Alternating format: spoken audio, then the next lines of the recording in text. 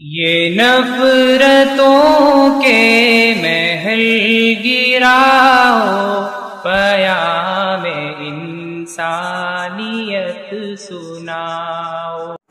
जनाब नबी करीम सल्लल्लाहु अलैहि वसल्लम ने इरशाद फरमाया कि जब कोई आदमी किसी आदमी के लिए आसानी पैदा कर दे किसी मुश्किल के वक्त में, तो अल्लाह ताला उसके लिए आसानियाँ पर दुनिया व आखिरत में पैदा फरमा देते हैं।